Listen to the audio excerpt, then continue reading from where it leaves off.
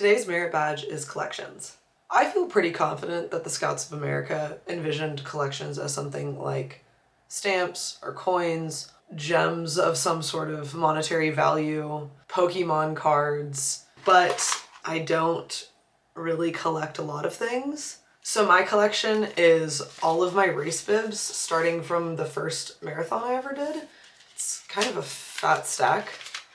On my specific collection pieces, you will see that there is my name, an identification number, mostly so that you can find pictures of yourself after, usually the symbol of the race itself somewhere, and then on the back there is an RFID tag. So the history of it goes back to 2019. I'm pretty sure this marathon was in January. And the last race that I did was the Salt Lake Half Marathon almost a year ago. What I enjoy about this collection is also what I've learned from it. Throughout a lot of these events, I've learned, I'm not gonna say that it's the journey, not the destination, but you learn a lot about yourself by just the amount of training that you have to do and getting through the race and doing the different races. It's fun to compete with yourself. Keeping all of these things has been a really interesting way for me to be able to look back through all the different events that I've done. This was a very big part of my life for a decade.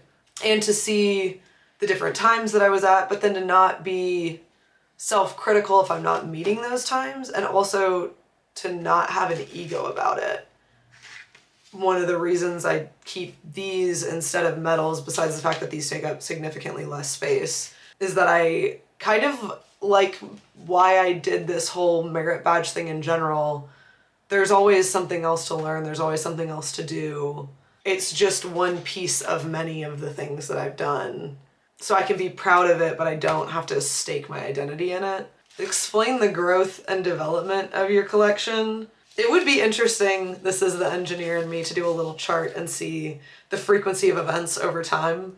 It's taking a dip right now, but we'll be back eventually.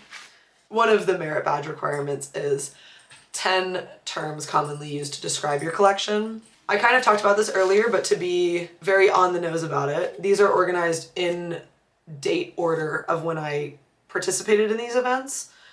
Another way I could have organized it is running events by type, 5K, 10K, half marathon, marathon, and triathlon type, sprint and Olympic, or just running events and triathlon events. The value of the collection. When I spoke in the beginning about how the Scouts of America probably had a different idea when it came to collections, I would say that usually a collection would have some sort of monetary value of significance, so rare baseball cards or whatever your collection might be.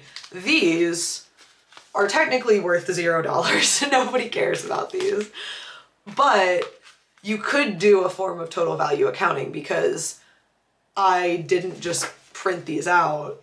I spent money on entry fees, travel, equipment, nutrition day of, training costs. For the national championship bibs, $0, or we had to travel from Clemson, South Carolina to Tempe, Arizona, stay in hotels, fly some of the people out there, expensive race bib. Whereas, you know, East Canyon triathlons, driving distance morning of kind of thing. So, could do that, but these are pretty worthless to anyone but me. How your collection is graded or classified for. When you have a normal collection that's not race bibs, something of value, you would classify it based on value if there are physical defects, size, age, kind of like with the coin collecting. You have how old the coins are, what kind of shape they're in, maybe what mint they're from. So for this one, we're gonna stick to the guidelines, even though it's a bit iterative. The value is definitely sentimental and a little bit historical. Personal significance, like if it was the first marathon I ever did, or if I had a PR. Physical defects could be wear and damage during the race and also over time. So this one, it's got a lot of issues on it, whereas for whatever reason, this triathlon one isn't too bad. Wasatch Series one is pretty sturdy material because it's meant to be reused for the races all season. So this one looks pristine.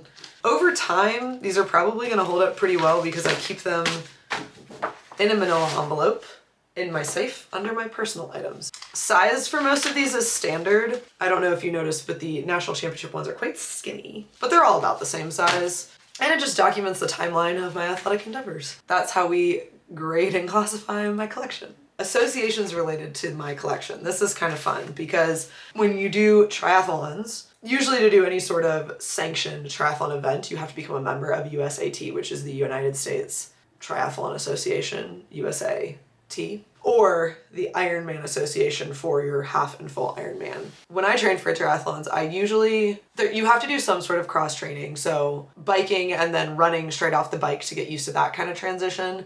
Sometimes people will swim and then hop on the bike, stacking workouts back to back just to get used to that multi-sport endurance that's required for it.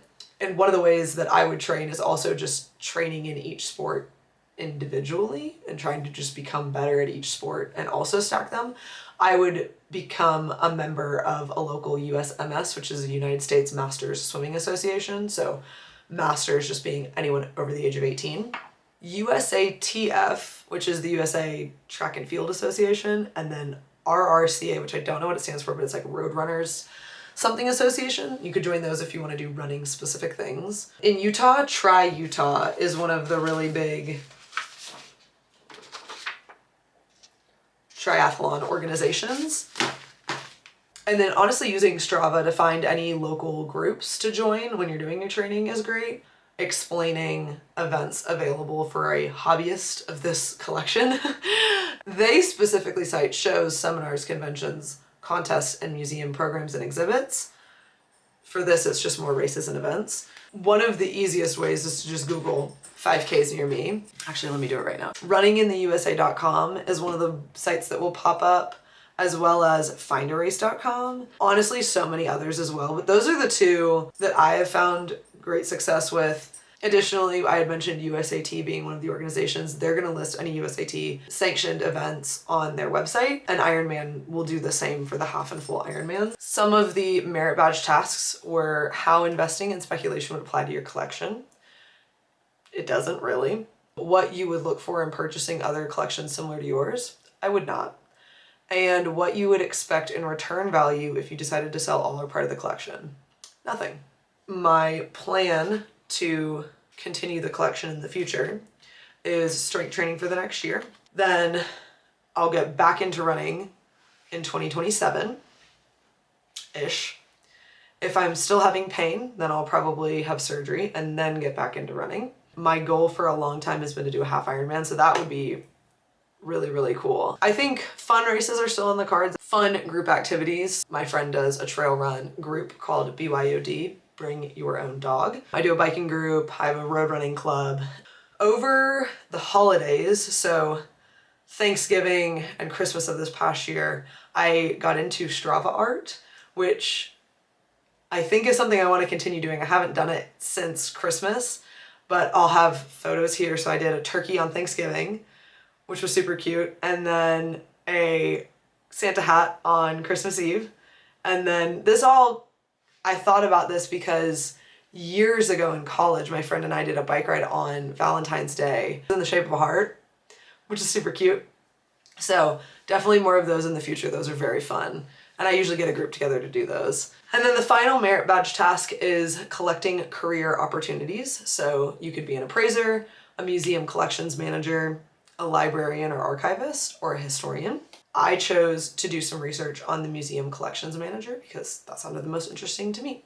Most museums collections managers hold at least a bachelor's degree in museum studies, history or art history, anthropology, archival studies, or a related field. Many positions, though, especially if you get to larger museums, prefer a master's. Training often includes coursework in collections care and preservation, archival storage methods, cataloging systems and databases, artifact handling and conservation basics, and hands-on training is usually very important. That's gained through internships, fellowships, or even volunteer work at museums, libraries, or historical societies. And employers typically look for experience working with collections or archives, familiarity with cataloging software and record-keeping systems, knowledge of preservation standards and environmental controls, strong organizational and attention to detail skills. Entry-level roles, such as a collecting assistant or archival technician, are common stepping stones, and salaries usually range somewhere between $40,000 and $60,000, with the US average being right around $58,000. And that's collections.